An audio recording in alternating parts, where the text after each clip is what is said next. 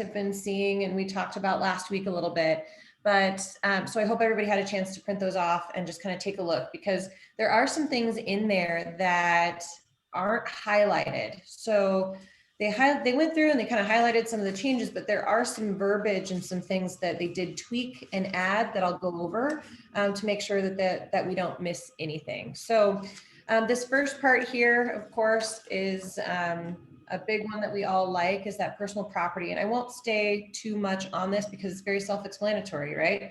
So we have new options for personal property that includes smart items. It includes additional pieces of things that we were already kind of wanting. And so it just gives us room for more options here to be descriptive on what's included and what's not included. We'll hop down a little bit here. So the assessments, this has changed a little bit here. So with the old one, it was kind of a smaller paragraph, and it didn't really identify when, the situations where assessments might occur that are in the works or are known of. So that number 5, it does say within 5 calendar days of execution, seller agrees to provide notice to purchaser of all public improvements related to the property which have been ordered but not yet commenced, and shall timely supplement information as new or updated information or improvements become known to the seller prior to closing. After receiving notice, purchaser may terminate the agreement within 5 calendar days of such notice. Except as agreed upon between the purchaser and seller, special assessments for public improvements not commenced as of closing shall be the responsibility of the purchaser. So this is good because we've made sure that now we've identified that if there's something that has already been identified but is not yet under construction or in process, that is the responsibility of the purchaser after closing. The seller agrees to pay any special assessments for public improvements previously constructed or under construction as of closing. So that identifies that anything that is already in the works or going to be constructed needs to be happening as, so hold on here. Hey, Tom, can you pop in about assessments for me really quick? Yeah, and I apologize about the video. I don't know. I've done 1,000 Zooms on this laptop, but I'm at Lakeside and I don't know. I am, I can never quite get my act together when it comes to this technology piece, but every time it's something new. At any rate, the thing about 5 and the assessments paragraph that I think is of consequence is you have to be sensitive to the fact that the way it's written and the way that we have to receive, the seller has to provide the purchaser constructive notice. Theoretically, at any point in time that their notice has been received from the seller to the purchaser could cancel the contract. Because if you look at it, it says, after receiving notice under this section from the seller, purchaser may terminate the agreement within 5 calendar days of such notice. So it goes on to say that the seller is responsible for providing notice at any time that the information is deemed available or provided to the seller, and the seller is subsequently responsible for providing that information to the purchaser. So theoretically, if the purchaser gets information that they don't like up until the days close to closing, they would have the ability theoretically to exit the contract if it doesn't meet their expectation. Or the seller and the purchaser could renegotiate, and in the event that those items are going to be constructed post-closing, they could certainly negotiate in a separate addendum that you could provide that those repairs indeed could be paid for by the seller, or a certain amount could be escrowed to take care of those repairs or a portion of those repairs. So I think, this is an opportunity for us to think about this in regard to, just in general. I think about, there's no provision that in and of itself is gospel here. Anything and everything that, that is important to your purchaser, or your seller for that matter, can be debated and negotiated and fixed in an addendum. And there's a few things in particular as we go through this document that are going to be particularly relevant from the standpoint of best practices that I think need to be identified. So we'll continue on and do those things. But as it relates to paragraph 5 and assessments, there have been some adjustments as to the responsibility of the parties relative to city, county improvements. Primarily sidewalks are going to be, and roads and things of that nature are going to be the biggest considerations as it relates to that. I think maybe, Leslie, one of the things that we might want to do is, what I think we should maybe do is, after we get done with the paragraph, why don't we go to the chat room and identify the questions after we've you know, we're done talking about one paragraph. Yeah. So we have some questions, correct? Yeah. Yep. And actually, I think you hit on it. So you did give some examples of what those special assessments might be. So, you know, sidewalks, utility, sewer out to the street. I don't know. You know, there's all sorts of different things. Plus, that could include HOA assessments too. So if you have common area, say roofs, or you know, if they're doing special projects within, say it's landscaping, gates, whatever their special assessments, that could include that as well. Correct. All right, so we'll move on a little bit further down. So paragraph 6 on the old purchase agreement kind of encompassed a lot of different things. So they've now broken this out and have created more identifying factors when it comes to how the earnest deposit is distributed. So it talks about obviously the receipt and the delivery, that's not changed. It's just in a different part. And as we get kind of into this first page hasn't changed too much in regards to formatting, but as we get into it, some of the pages and the paragraphs have been moved around in ways so that it's kind of easier to flow through. So I'll kind of identify those as we go. But this really talks about, number 7 talks a lot about how it's to be dispersed. And it goes into the next page too. And it just talks about, you know, if the earnest deposit is, or if the offer is not accepted, any defects, it's returned to the purchaser. And then it goes into it a little bit more even on the next page about if, you know, earnest money is held, it might be transferred to the escrow agent. If there's a dispute, all of those different pieces of it have been expanded a little bit more. And there's also, with the earnest deposit, there's another piece in the inspection portion that we'll talk a little bit more about that as well. But I encourage you guys to kind of read through that and just take a look. But it is nice to know and have more things broken out so that it's easier to reference when it comes to what we might have assumed, or what we had maybe previously gone to the purchase agreement and said, well, that's a provision of this, which means that the earnest deposit goes here. So it's more identified in this regard. We'll scan down a little bit more here. We're on page 2. This is broken out a little bit more here. Let's see, scan down more. Okay, so contingencies, these are all still similar to our original purchase agreement. It's just identified a little bit differently. So I'm going to scan to the next page, because the contingency timeframes is where it really gets to be more important. So previously it had been 10 days, I believe, that you have to extend closing. So in the event of an automatic extension of closing has delayed closing by more than 14 calendar days, either the purchaser or the seller, upon written notice, may declare this agreement void.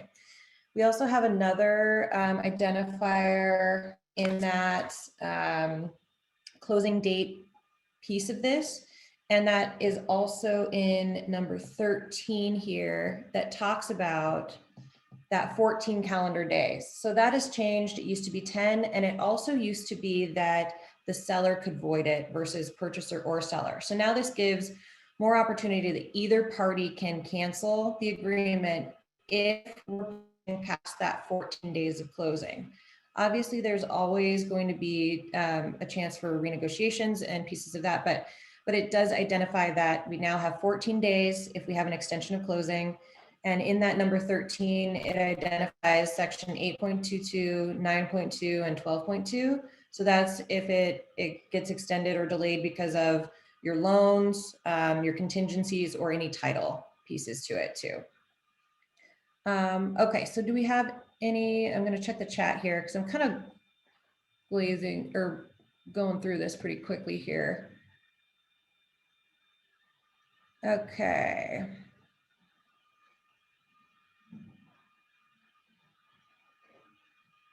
So, okay, so we've got a question that Jerry has back to the assessments. So what responsibility or liability does this have on the agent as to identifying any assessments? So that's going to be in the same realm of previously, right? So any assessments we can do our due diligence for, but ultimately the seller needs to be responsible for providing that information and having that information on hand, because they'll have all of that notification and identifiers for it.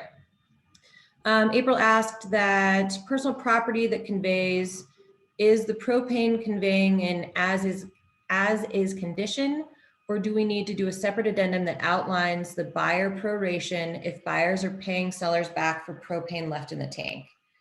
Tom, do you have info? I'm not an expert when it comes to so propane. a couple things on personal property. You know, it isn't a terrible idea because this isn't on a bill of sale and it doesn't have as is language. It isn't a horrible idea from the standpoint of, I think ultimately, if this was litigated or went to binding arbitration or what have you, I think that because the real property is ultimately, unless there's fraud or something like that, something lack of disclosure, you have to accept the property as is, that the personal property, that sentiment would be shared and that would be the consensus of the court. That said, I think it's a very astute point, and it would make sense to put something in there that says, in the counter, that says any and all personal property is deemed to be working but is not guaranteed, and will be sold and conveyed in as is condition. And you know, that's not a terrible thing to put in, because as we get into if you look at item 3 and you start to get into some of the things that are now included in that, it's more expensive things, right? It's technology and video and digital thermostats and things that actually can be of consequence, right? That have mechanical functions that could be expensive. So it's smart to say something like, hey, we have every reason to believe it's working. It was working at the time of closing, but in the event that something doesn't work and doesn't survive closing, those items are being provided in as is condition with no warranties expressed or implied.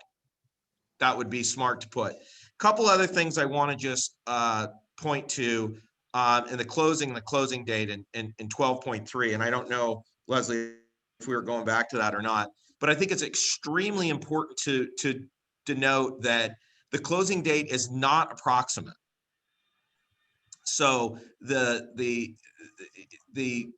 previously it said a closing date to approximately be X, and the age-long debate was, what does approximately mean, and what are people's different opportunities for canceling the contract. And you did have in the financing section that if their financing wasn't finally agreed to within 10 days post-closing, you could cancel. And that was the clause, the seller could cancel. And of course, that's 14 days now, and it gives which Leslie alluded to, and it gives the purchaser and the seller that right. I think what's important to note on that, on the 12.3, is that in the event that that was extended for whatever reason, and in the event that the purchaser made the argument that yes, they were indeed approved for the loan and it was going in its due course of business, and that the seller could not cancel because of the fact that it was approved and it was just awaiting closing, that this would be different, and 12.3 would get rid of that nuance. And so essentially, if somebody were to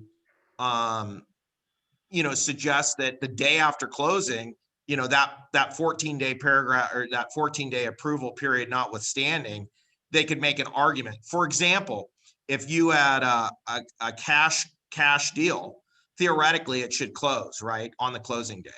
The other thing that I think is worth noting that the document does not talk about, which I think has been an ongoing kind of a real world problem today as it relates to contract disputes, is many people are writing cash and then they're trying to switch to financing. So they're trying to win with cash, right? And then they're switching to financing. I have implored the board, and I've got to call in, and I just actually when you were talking, Leslie, Scott Vogt from Berkshire was calling me about the things that they don't like. Anyway, so there's dialogue going back and forth. So there's going to be some changes to this agreement, but I don't think they're going to be substantial.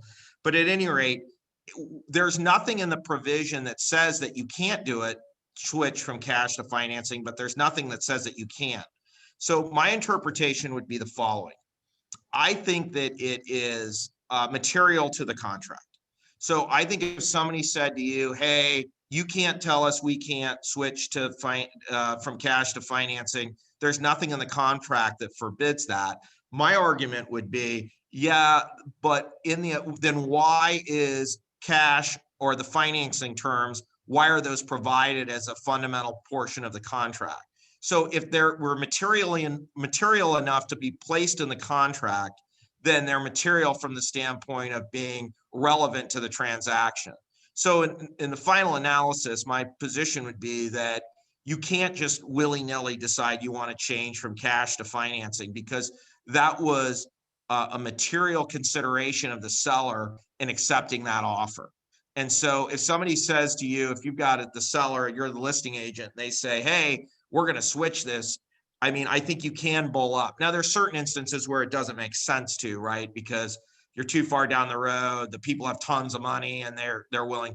But if somebody does do that, if they do counter that, if your seller is inclined to accept those terms, I would increase the earnest deposit substantially. I would make it non-refundable, and or I wouldn't accept the transition so it would be so punitive that it would benefit the seller if they actually did close, and be super detrimental to the purchaser if they didn't, if their financing went. So I would say there's no financing contingency, which theoretically they wouldn't have. But I would also say that the earnest deposit, let's say if it's 5,000, would be 10,000, and it's non-refundable if the closing doesn't occur within a few business days of the stipulated closing date. Then the earnest deposit would be immediately paid to the seller, and the seller in their sole discretion could cancel the contract. So those are the types of things that you need to be cognizant of. Great. And a couple things that I would like to point out also about the closing date, and is kind of a common theme, is that there's now times on your deadline dates, which is actually really good, because that's always kind of been the thing is, okay, well, I have until this day. Well, it's 10 o'clock and I haven't gotten the response to an inspection.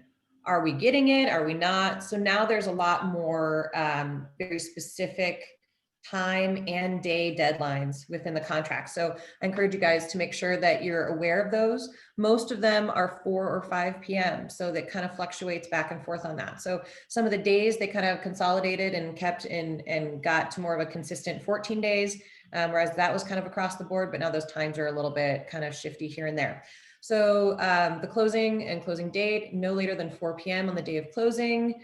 And then also just, they added some information on that too, about leaving the property in broom clean condition, and not, that the transference has to be at 4 p.m., but not anytime prior to that. So just wanted to point out a couple of those things. We'll scan down here to the next page. Just a clarification on that. You can transfer possession earlier than that. It's not to be any later. Yes. Sorry about that. So yeah, not a big deal, but I think the important thing is on it, and again, is that you just it's a little bit, and I don't love it, and here's why. What if you're closing at 5 o'clock? And does that mean that you have to provide possession to the property by 4 o'clock? So that's something that that's one notation that I've made to Mark Lapuzza, who is attorney at Pansing Hogan, Ernst & Bachman, who is the kind of the facilitator of the evolution of the purchase agreement. So I think that needs to be tweaked, but you just need to make sure that your sellers know that they don't have till midnight or whatever, because sometimes people, will say, oh, well, it's, whatever. So it is defined, but You just want to be sensitive to the timelines. Perfect. And so I'm going to scan through this page and the next and talk about a few other pieces. But what I really would like to point out is that these 2 pages here have been really reorganized. So these are going to be page 2, 3, and 4 are going to be reorganized from pages 2 and 3 and 4, sorry, on the old one. So they're just, things are just kind of moved around a little bit. So just kind of pay attention to that. Aubrey asked about new condition defect occurring day before closing. We are going to talk a little bit about that as we get into the insurance section, and we have some thoughts and feelings on that paragraph. So we will talk about that as we kind of get down the road here.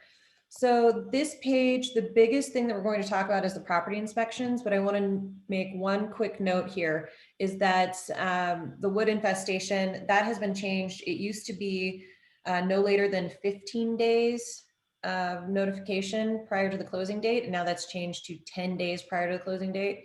So just, again, just being aware of these deadline and time changes. So they've kind of tweaked some things here and there. So just be cognizant of what those changes are. And as you're writing these contracts for the first few times, be sure that you're just double checking those timeframes. And also, as you're going through these and we're switching to this new purchase agreement, you're also going to want to be paying attention to the other agent, because it's so new. There could be some things that you need to be paying attention on, not only on your end, but also helping the other agent being aware of it before it becomes a problem. So if you're keeping conversations open and agents are obviously understanding that we have a new agreement, just keep those lines of communication open, because you never want to be too far down the road and then suddenly have a problem because of one of these new changes.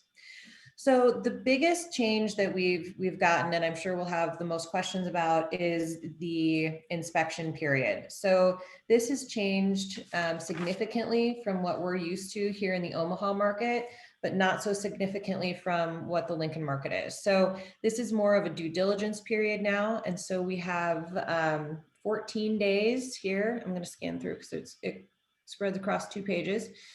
So basically we have 14 days, no later than 5 p.m. on the 14th day, to deliver an inspection notice addendum about any inspections that you've done during that time. So this is, now we're not identifying the inspections that we're going to be doing ahead of time. We basically have 14 days to do any inspections. The buyer has any inspections done pertinent to the contract. So the other thing about that too is that then the seller then has until the 18th day to respond. So we have a really long time frame now for the inspection piece of it. So and what we've been talking about too is maybe identifying and having some of that language counter out. So I'll be interested to kind of hear what other agents have thoughts on about this piece of it, but we're also looking at, we're going to need new forms. And so currently we don't have, the OABR has not put out an inspection form to go with this purchase agreement. So we'll be looking at the Lincoln inspection addendum and ours and seeing if we're going to make some tweaks on that so that we can have something available to you as this goes into effect on February 1st, because our inspection addendum, as the contingency removal as it is now, is not going to be as pertinent based on the language that's in this new purchase agreement. So we'll have something for you guys. We just don't have it just this second. So Tom, do you want to pop in about kind of what some of your thoughts are on this 14-day now due diligence period for inspections? Yeah, so thank you for that, Leslie. So good thoughts on that. So the biggest thing, there's several things here. This is kind of probably maybe the biggest deal in the whole thing. So I think it's important that we take some time and kind of dissect this. Again, not to be negative or mean-spirited about the authorship of the document, but there's some problems here, and I think that they will be identified. So the rub with all this, kind of keeping it real, is we're training on this document, and I think there's going to be some modest changes, and it's somewhat flawed.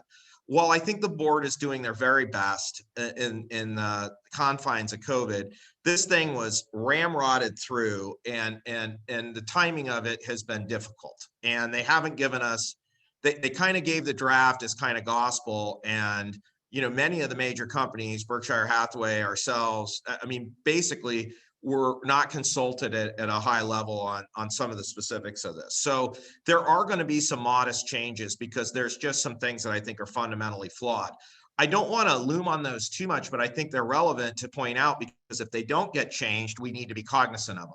One of the biggest things that I think was provided was that I thought was super cerebral, and there's a lot of good comments in the chat, and we're going to kind of take them as we go, but this is kind of an overarching theme, is Jane McNeil had asked specifically if we were going to have something in the template that would put as is language in for the personal property.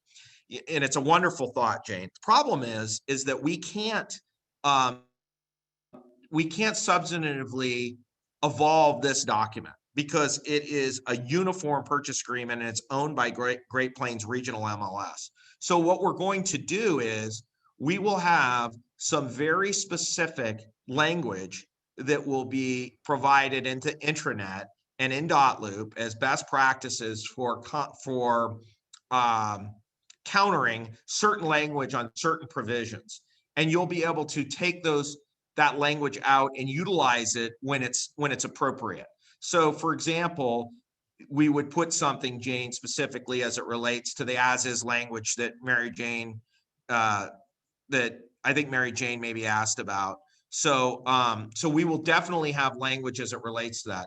We will also have, I think Leslie's going to be working on like a top 10 list of the biggest changes. So those things will be in bold letters. So you'll know kind of what the nuances is between this purchase agreement and the other one. So things that will be very important for you to talk to your buyers and sellers about. The other thing in regard to this, specifically in regard to the inspection period, it's, there's already conflicting language. So it has a provision that provides you the opportunity to waive the survey or have a survey up in the body of the document. And then it goes back into the inspection period and affords you the right, per your due diligence in the inspection period, to have a survey. So, I mean, that language is just wholly contradictory. And so what if you didn't have a survey and you check no unless required by lender, and the lender doesn't require it, and the buyer decides that on the 13th day they want a survey? Then what happens? So, there's things like that we have to work through. And I'm just being honest with you guys. I don't have a great answer because it's not very well written, and we've just going to have to work through it. And it's going to be a process, and there are going to be tweaks and changes to it. But I think the overarching benefit is it is really important that we have a uniform agreement, because if we don't, it's the wild, wild west, and we don't know what we're getting. So it's in our interest to work with this document. I'm not trying to be negative. There are some really good elements to it, but there are some things that are not great about it. One of the things that we alluded to in the portion of the sales meeting where we discussed the purchase agreement on last Tuesday was, this due diligence period. So not only is it 14 days, which may not be acceptable, especially in today's market, to many, many sellers, but then for the poor buyers, let's say the buyers get back to them in 3 days, that gives the sellers 15 days to respond. So there's no requirement. It doesn't say like 72 hours after the purchaser provides their information, which I always thought was much more appropriate, because in the event that the seller needs more time to assess specific things like a roof or what have you, then, because let's say they're asking for replacement of either repair or replacement of HVAC. Well, in order to have the HVAC, maybe they can't get it evaluated. Maybe it's the 4th day. Well, that's fine. You can always develop an addendum to be able to provide that information. So we have to be very cognizant about what our expectations are of our sellers in regard to these timeframes, and our buyers as it relates to that 18th day. The other thing is that the myriad of inspections. I will tell you that as a listing agent, you're going to want to prepare your seller. If there's 3, 4, 5 different inspections that are going to take place on the property and it's not identified, you're going to have a lot of pushback, especially in the age of COVID. Can you imagine four different inspections taking place in the house that haven't been delineated in the contract, but there's just an overarching opportunity for the purchaser to do that? These are practical realities that are going to have to be managed. And it doesn't speak to, it can't be unreasonably withheld. Well, what does unreasonably withheld mean relative to that? So there's going to be a lot of expectation setting, not only in the form of contracts and stipulating in a more finite way timeframes and times to get in and what have you, but we're going to have a lot more onus placed on us to be very diligent about trying to be setting those inspections up and facilitating those. Now, we don't want to advocate for one inspection or another, but when it comes to scheduling things, we need to be very, very diligent about doing that, because these deals could get very sideways if we don't. So these are just kind of nuances within these. These are kind of the byproducts of some of the contractual language that we need to be cognizant of.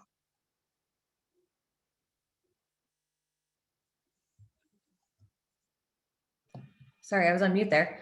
No, all good thoughts. And yeah, again, this is, like Tom said, this is going to be kind of an evolution. So we're going to be kind of, as we go, just evolving what our kind of best practices are, and then also trying to anticipate kind of what the other agents are going to be doing as well. So Courtney had said something about the Lincoln contracts have an additional addendum that identifies in the inspections that the buyer is going to do. I anticipate that we'll probably have a lot of that happening here in our market because we're so used to having those inspections identified. And I think that we all kind of prefer it that way. So my anticipation is that we probably will be still seeing that, but having an additional addendum to it. So we will have, we'll be looking at kind of what the Lincoln forms and additional addendums that they have with that, and then adapting either one or two that kind of go with that, and also with the inspection notice addendum pieces of it too. So all of that is, again, it's just going to be kind of learning and getting kind of to what our new kind of standard is in our marketplace.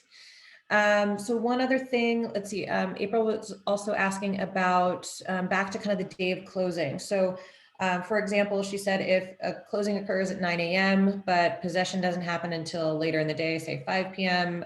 Because, seller's moving, whatnot. How does that work if there are damages during that day? And actually, Tom, I don't know the answer to this. So this is going to be a Tom question. Yeah, so this is the best rule of thumb to follow in regard to property damage. The actual person that holds title to the property should have the property insured. The day of. So the day, but you want to be sensitive to the fact that properties aren't duly insured if you can possibly avoid that. And the reason is that then you can get subrogation claims where one insurance company's like, well, I'm not paying, it's not our responsibility. And the other one says, well, I'm not paying, it's not. So you want to make sure that as of the time that the deed is transferred at closing, whoever the party is, and then if the closing is going to take place but possession is not, then you would have a liability policy in place for post occupancy for the person that's going to be there. So for example, and if they're going to preoccupy, and I know that they're not maybe physically preoccupying, but from the purpose of understanding the legal ramifications and the insurability provisions, you want to make sure that whatever party holds title is the one that has property casualty insurance.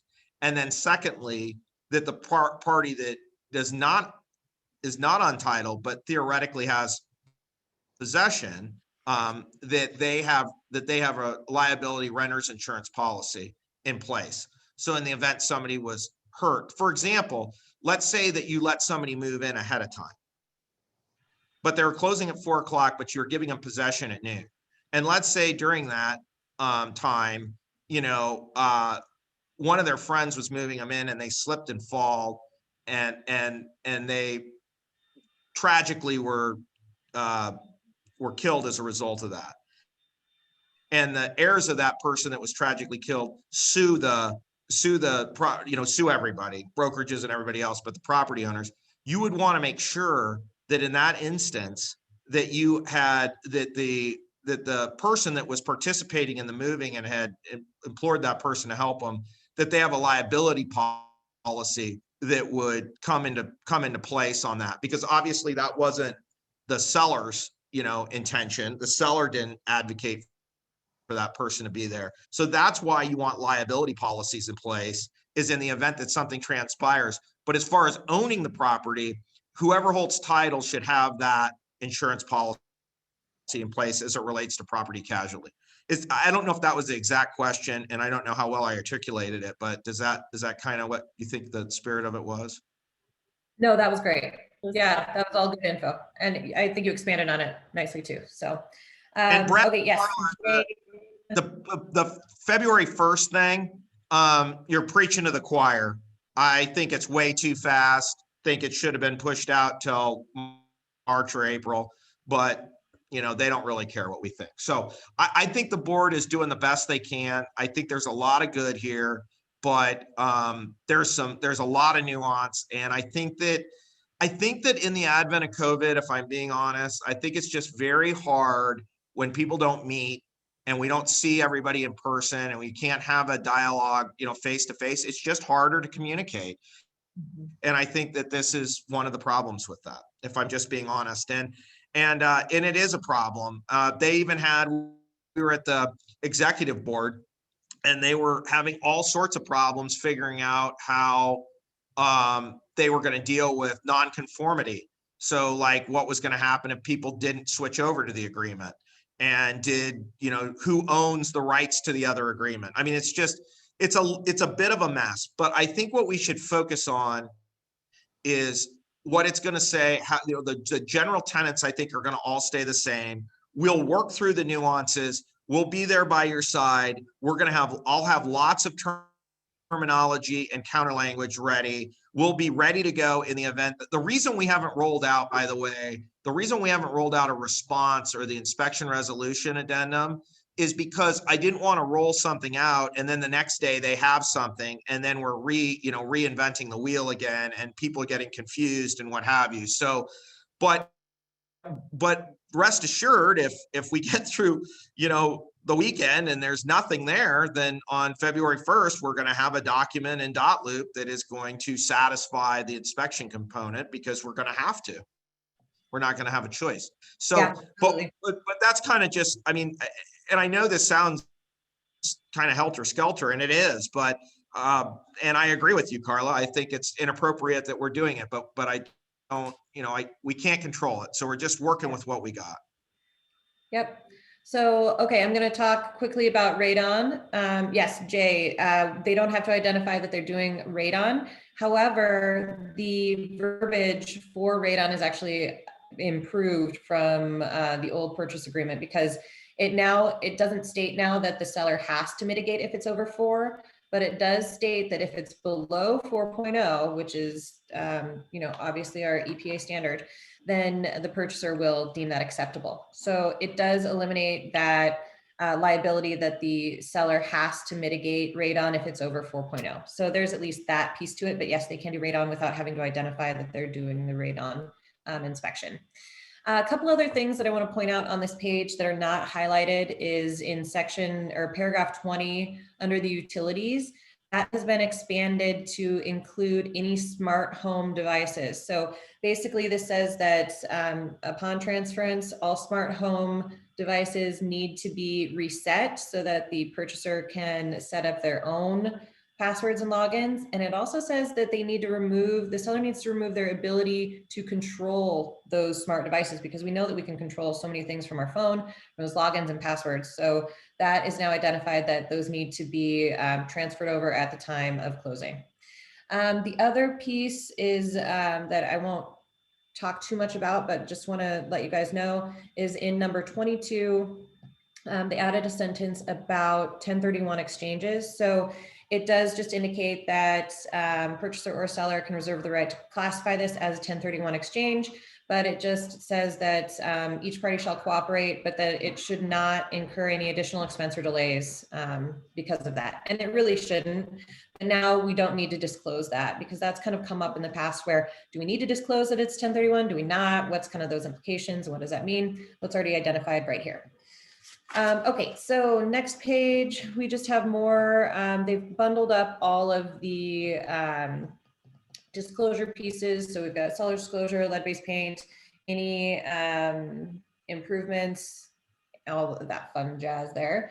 And then fair housing. So this one's also not highlighted, but it is changed. So the verbiage is different.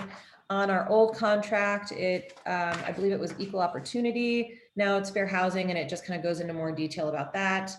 25.5 is safety. So smoke detectors, carbon monoxide. We already know that that's to be by law included.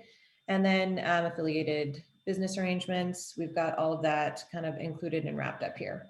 So this insurance, this number 26 is what Aubrey was kind of asking about earlier, is if in the event that there is, you know, an act of God, as they call it, and that something happens where we have a major damage to the actual property prior to closing. So this 26 is not highlighted, but I recommend that you read it very thoroughly, because it does now identify what happens in the event of say hail is our best example, right? Because we have plenty of hailstorms that come up. And Tom and I talked a lot about this paragraph, and there are some things that we really need to be aware of on this. So this insurance property damage, obviously a seller needs to insure the property if the following date, sorry, I'm getting all jazzed up there. All right. If storm damage is suspected but not actually known by the seller shall notify the purchaser and seller, and purchaser shall have the right to have the property inspected by an insurance adjuster or contractor, provided that the contractor must be licensed if required in the state, county, city, which property is located. Now, this is where it can get a little bit dicey and where we open ourselves up for liability, because the purchaser or the seller can have a contractor. So that's where we get into kind of this gray area, because it then goes on to say, if damage is found, the seller shall be obligated to repair such damage prior to closing, unless the purchaser and seller agree to allow the repair to be made after closing. Seller agrees to have held by the escrow agent 1.5 times the cost of repairs. Notwithstanding the foregoing, in the event that the cost of such repairs exceed 5% or fill in the blanks, purchaser may terminate this agreement. So this brings up the liability comes in to when the contractor comes in, right? So if there is damage to the property that, say, an insurance adjuster is going to then cover under your insurance policy, but a contractor comes in and says, well, this is damaged, your roof needs to be replaced. Well, that doesn't necessarily mean that an insurance adjuster is going to deem that as needing to be replaced as well. But then it does indicate that if the damage is found by a contractor, the seller has to be obligated to repair those things. So we do open ourselves up to some liability with that, because it could also be, it's who determines what damage is, or essentially needs to be inspected or taken a look at. And also then whose contractor is that? Is that the purchaser's contractor? Is that the seller's? You know, it leaves too much open to that. And I know, Tom, you have a lot of thoughts on this, so I'll stop talking and let you talk about kind of what your thoughts are on this, but it is definitely something that we need to be aware of as we go into these new agreements. So, yeah, so 26 is a disaster. It just is. I mean, there's, you know, I hate to say it in such stark terms, but I am fundamentally opposed to the notion that a contractor that has an interest in the benefit of doing repairs and or replacement of something in regard to the house would ultimately be able to be the arbiter of a contract. I mean, it's ludicrous to me that terminology should be as such. I can't imagine that this will withstand the test of time from the standpoint of staying in the document. But with all that said, in the event that it does, I think we're going to have to develop boilerplate language, both on the purchase side and the sell side, that will negate the contractor component of this paragraph, because it doesn't, to Leslie, I think summarized it extremely well. It doesn't suggest who's contractor. It doesn't talk about if there's a dispute between the contractors.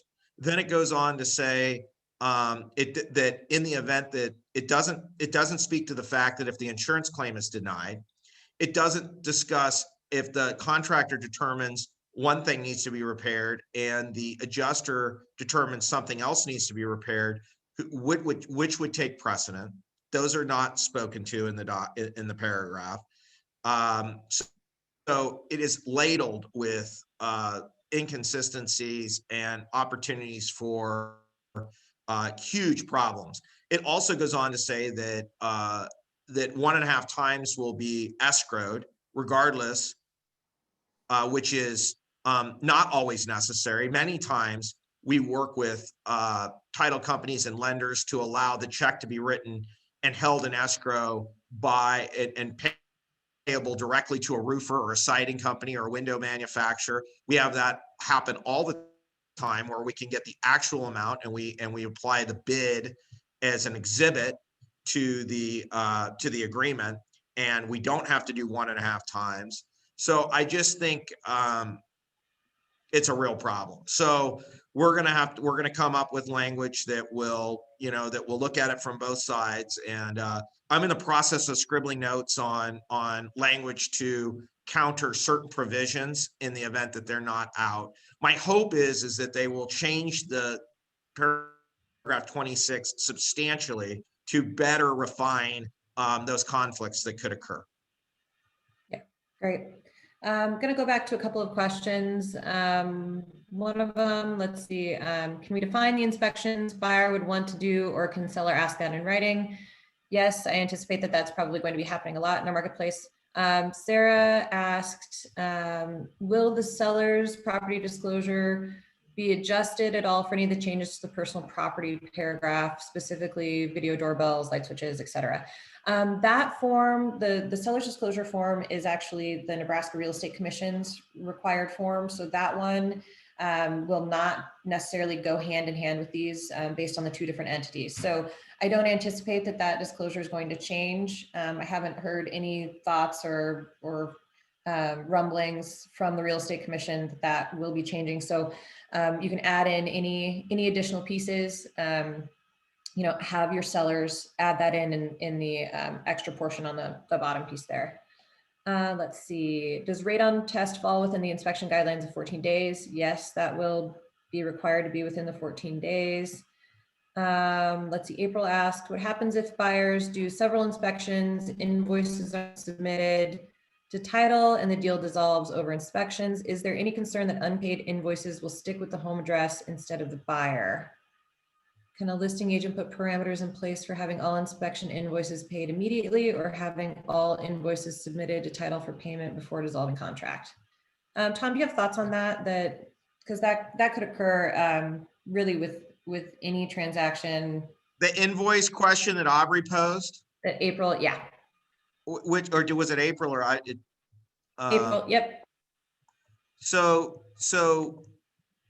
I'm not particularly concerned about mechanics liens on the property for services rendered that have been originated by the purchaser. I think that they would have it is pretty easy to place a mechanics lien on a property in Nebraska historically, but I don't have as much concern about the likelihood that there would be liens placed on if the deals fall through and the purchasers don't pay for the inspections that were commissioned by them. I'm not overly concerned about that, but okay. It's a fair thought. What happens when we receive an offer on the old form? So you can actually use any purchase agreement in the state of Nebraska. So it really, just because we have a uniform purchase agreement, really doesn't necessarily dictate that old forms can't be used. However, this is supposed to be a replacement to the other uniform purchase agreement. So basically, on February 1st, the old one will no longer be the uniform purchase agreement, but they still can be written on. So if you get contracts with the old ones, that's still fine to work through. But we are, as kind of the board in general, is encouraging all brokerages to adapt this just for the sake of uniformity. And that's, that's really the reason that we have these, is so that we can have these discussions and we're talking about one document versus multiple brokerages documents as it used to be. So this one, as much as it is that we have kind of thoughts and feelings and philosophies on what these documents are, it is actually a good thing to have one document, because then you're not poring over each individual brokerage's purchase agreements and trying, it eliminates the liability of having to know the nuances of different documents in and of itself. So now we have one document that, if we can adapt all the way through, will be helpful, because we then already know kind of what those, what our liabilities are, what the nuances are, what kind of those specific pieces of it are, so that we can focus on knowing those pieces as we're working through the transaction. Let's see. So can we use the old one until the new one gets cleaned up? So we are going to adapt it as the uniform purchase agreement. We're adapting it. So we will not have the old purchase agreements out there for use. So we will be, as much as we need, we feel like there's some tweaks and changes that could be done, we will be doing, we will be replacing the old one with this one. We will be here though to support you. We will Yeah, have, absolutely. we will have language. We will have a lot of boilerplate language that we will provide that will be placed in dot loop. We will try to turn over every rock, and I will make myself available 24/7. So I want everybody to feel good about it, even though it's a little nuanced. And Leslie's probably going to kick me later for being negative on a few things. I want everybody to know that we are going to try to be good stewards of and be part of the real estate community and work towards making it better. And we're going to advocate for the board, but we are not going to subject our clients to poorly written paragraphs or terminology that could be to their detriment. So we are going to muscle through, in essence, and we'll be here. I mean it. If it's midnight, call me, we'll fix it. If it's, if we don't have terminology in there and something's bothering you, then we'll talk about it. We'll work through it. We'll give you language. We're going to muscle through this.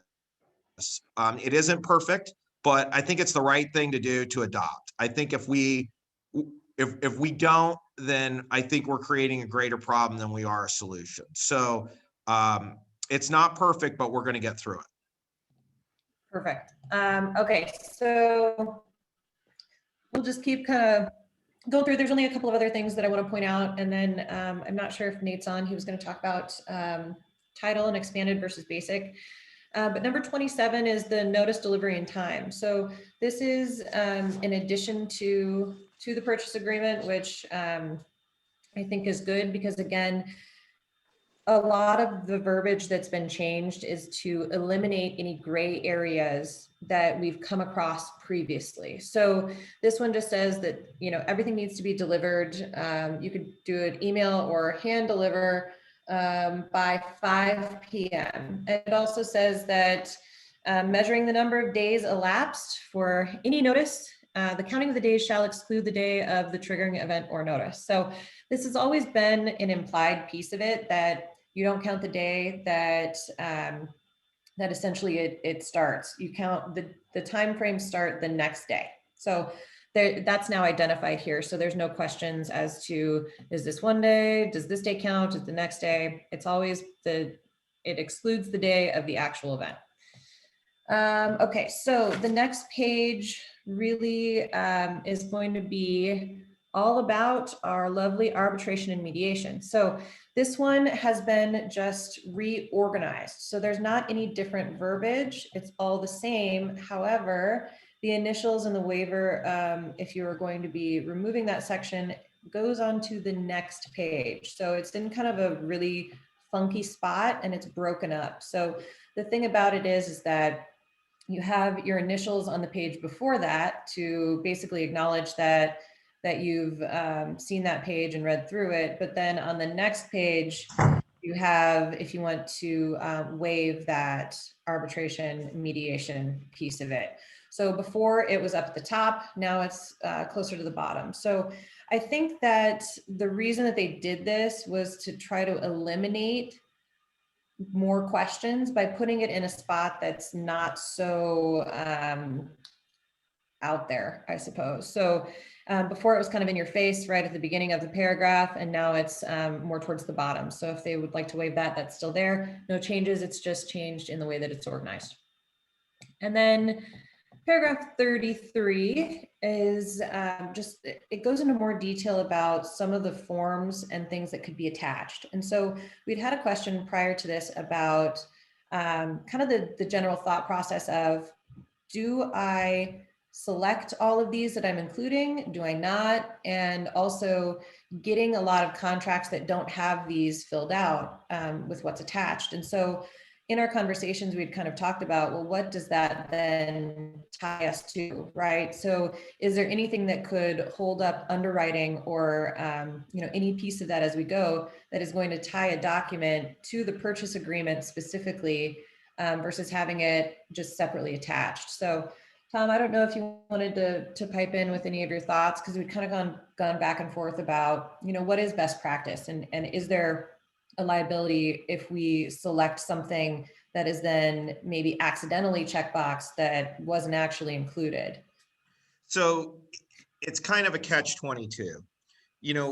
We want certainly to have anything of consequence to be identified as being a part of the purchase agreement. So in regard to best practices, it makes sense to have everything included. The rub is if there's a document for whatever reason, it isn't in the best interest of your client to have attached. And,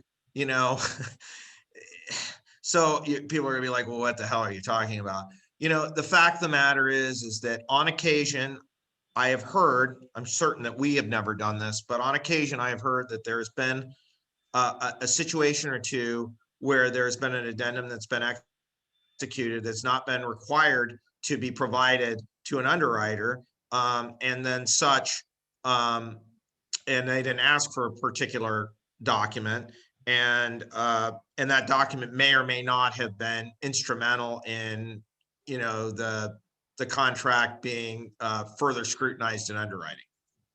So whether or not somebody would participate in that or not, I don't know. But what I will tell you is, of course, we always encourage everybody to provide documents, and anything shall be, that's in writing shall be, made available to any party of interest in the contract.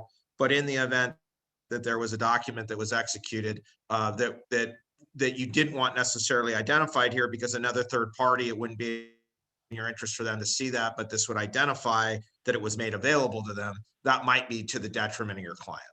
So that's, how you navigate those waters is at your, for you and your client to decide. We are not going to mandate that those boxes are checked. But there are circumstances where it can be in your best interest to make sure, for example, that an addendum with a seller or a purchaser is identified as being part of the agreement. I would make the argument that as long as you could provide that document at a later date and it was executed by the parties, that would be adequate. And as of course we all know, many addendums that are executed as a result of circumstances that occur after the purchase agreement is written. So sometimes the documentation of listed attachments, addenda, and disclosures are incomplete anyway. So what I would not, and I want to be, then I'm going to shut up because I know we've gone for a long time.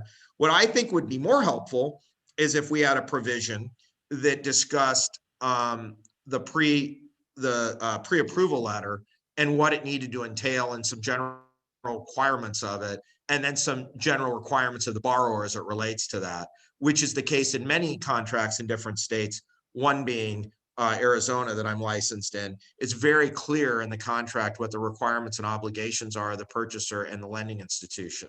So I don't know that it moves the needle either way. Those are just some thoughts on it. Okay, great. Yeah, so basically, yeah, in the middle, both, either or. Yeah, Brad and Carlos said, yeah, problem with the seller's disclosure being on this because I've had underwriters then review the disclosure and have problems with something that had said. So yeah, there's, that just like Tom was saying, it could be, it could go either way based on, really, it could be transact. So it's going to be personal preference. Let's see, other questions about, let's see, if purchase agreements on old ones, you can still leave it on the old one if you get offers on that. There is not a space on this new purchase agreement to identify inspections that are listed. And let's see if didn't miss any. I'm sorry if I missed any questions here. Really quickly. So Sue's asked about checklist of documents providing affiliated business and wire fraud. So on the wire fraud, you don't have to get both signatures on it. If you have one set, that's absolutely adequate for us. It's just that we want to make sure that we have that kind of at least one fully executed wire fraud in with the documents. It doesn't necessarily have to be ours. It can be one of theirs. Now, the affiliated business, we do have to have because each brokerage has their own different working relationships with different vendors. Okay, so I know we've been talking a lot, so I apologize, but I know Nate's on the call. So Nate, do you want to really quickly talk about kind of what the benefits are of choosing expanded versus basic and what some of those differences are? Yeah, absolutely. Can you hear me all right? Yes, absolutely. Okay, perfect. Tom asked me to speak on the title insurance selection of an expanded or basic policy. And so that's referenced in the 12.1 paragraph with the new purchase agreement. And so nothing's really changed with that verbiage at all. The policy or the purchase agreement automatically defaults to an expanded policy unless agents or buyers were to check the box and write in basic. So just know that that's kind of still the same process with that. So with an expanded and basic policy, just to kind of go over the basics and then highlight some key components that I feel is worthy of doing an expanded policy. So when a buyer is buying a primary residence to live in, that is a transaction that qualifies for the expanded policy. If somebody is buying a property that's an investment property or a second home, or maybe it's like a piece of land, that does not qualify for an expanded policy. So title companies will automatically flip that policy to basic and not do the expanded. And so that's with every title company. The other thing with an expanded basic policy, just the cost difference of it. So I just based it off of just a standard $300,000 purchase price. And so if you compare the difference in cost between an expanded and basic policy, it's about $250 is the difference. And the way the contract terms read, that policy is to be split evenly between the buyer and the seller. So the cost difference, for a buyer and seller is roughly about $125. So it's not too much more, and the benefits are probably worth it in the long run. And so from what I take away with benefits of the expanded policy compared to a basic policy is that an expanded policy has survey coverage. So if you have a buyer that doesn't obtain a survey prior to closing, they go ahead and close on that property, and they later determine that there's issues with an encroachment, maybe there's an improvement that's built over a lot line, or maybe there's a fence on a lot line, or some sort of landscaping. The expanded policy is going to have some protection for that buyer if they wanted to submit a claim, if they have to pay any sort of construction work to either move those improvements or go into a legal dispute with a neighbor to move their improvements. So a basic policy does not have that survey coverage. The other option too with an expanded policy is that it has some covenants protection. And so if you have a buyer that purchases a property, they get all moved in and they figure out that there's some issue with the property not conforming to the covenants, that expanded policy is going to help fix any issues on getting that property back to code, so to speak. We actually had about a year ago, we actually had a Better Homes and Gardens agent. They had a buyer that purchased a townhome, and the buyer moved in and the neighbor came over and said, you know, the sellers, they didn't put in the right windows when they had that done recently. They weren't up to code with the covenants. And so luckily the buyer had an expanded policy and they submitted a claim, and their title insurer and underwriter actually covered the expense of replacing those windows, which was about $1,500. So that was the benefit of having that expanded policy in that scenario, where an agent, both buyer agent and listing agent, you know, they didn't have to go through the process of trying to fix the issue for the clients. They actually just turned it over to the title company and their underwriter and insurer, and the title insurer was able to help fix the issue. Another item too with an expanded policy, so mechanics liens is not covered under a basic policy. So if you have a purchaser that buys a property and a seller didn't pay, you know, a bill to a contractor for work they did on the property, that contractor files a lien against the property after closing. A basic policy is not going to have any protection for you. An expanded policy is going to have protection for that client, so they're going to help get that mechanics lien removed from that property through the legal process. And then also continuation of coverage. So with an expanded policy, if a buyer has that and they want to put the title into a trust, or they pass it along to the heirs of their estate, that expanded policy is going to continue on coverage. Whereas with a basic policy, once that title changes, so to speak, then that policy terminates then at that point. Again, I sent out an email here actually last week, kind of an overview of everything that's different between a basic and expanded policy. So take a look at that. If you guys want me to send that over to you again, just shoot me an email and I can send that to you guys. But that also has a lot of good information on it as well. Leslie, and one thing I was going to touch on the purchase agreement here that you guys were going over. So paragraph 14, I've kind of noticed, and this may be one thing that you guys will be working on with the board for clarification. But what I've noticed difference with this purchase agreement than the current one is, so the escrow closing. So every title company is going to have an escrow closing fee. Typically that's anywhere from $400 to $500, $600. It's customary for that to be split between the buyer and seller unless they're obtaining a VA loan. And so right now the current purchase agreement calls for, if it's a VA loan, then the seller has to pay the full closing fee. I'm noticing within paragraph 14 of this new purchase agreement that it does not designate any VA loan reference. And so the purchase agreement doesn't necessarily call for the seller to pay for the full closing fee.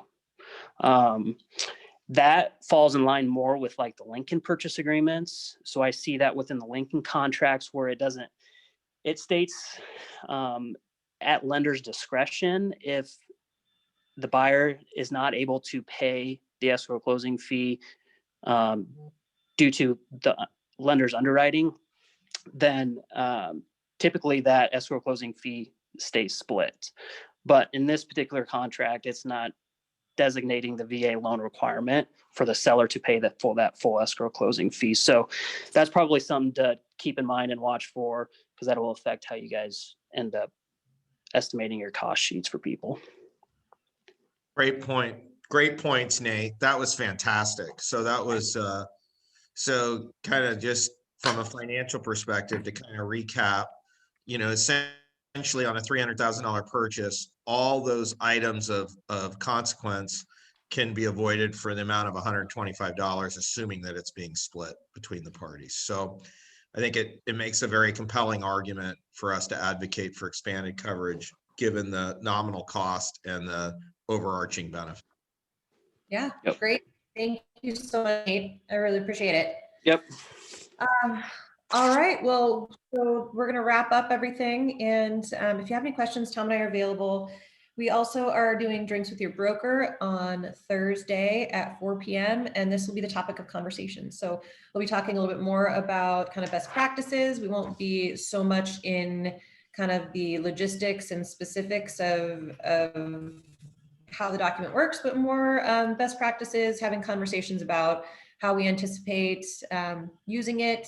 We want your opinions. We want your thoughts on how you'll be implementing different things and best practices into your business. So definitely join us on Thursday. And then as we had also said, we will have some accompanying addendums. We're really hoping that the OABR will have those for us as they launch this February 1st. It may or may not happen, but we'll absolutely have something for you guys to be able to put with more specifically in regards to the inspection portion of this. All right, Tom, is there anything else that you'd like to input or have? If not, we'll wrap up. And I just like to thank everybody for their interest in this. I mean, it ran over 20 minutes and there's still 80% of the people on the call. I think the fundamental commitment to your success in your business, I've just seen such an incredible flight to quality from everybody. And we had 100 people, and I think we're probably limited to that, right? We had 100 people, maybe we had more in the waiting room, I don't know. But we had 100 people on the call at one time. We haven't, other than that Toast to Hope, we've never had 100 people on a call ever.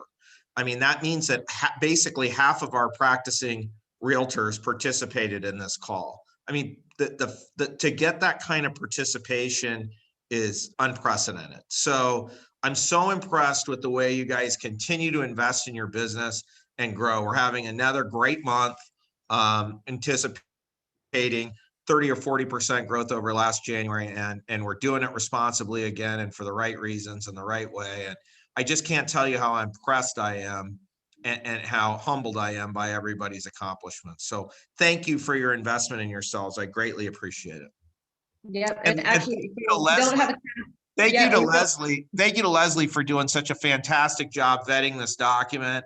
And thank you to Nate for such a really well-versed communication of the expanded versus basic, and then getting that provision in 14, noticing that it's incorrect as it relates to VA. So really great stuff, guys. Thank you. And thank you for all the great questions. Yep. And also we don't have a cap on our Zooms anymore. We learned our lesson this spring with so we just had 100. That was yeah. just So we can have up to 500, you guys. So tell your friends. Okay, well, so join us Thursday, 4 p.m. We'll send out reminders, and then come with your questions and anything you might have. And who knows, we might have an update on some addendums for you. So, all right. Well, thanks everybody. It was good seeing you guys. I really appreciate all of you, and thanks for joining. Again, we're here if you have any questions or need anything. Thanks. Thanks, guys. Bye. Thanks so much, guys. Appreciate it.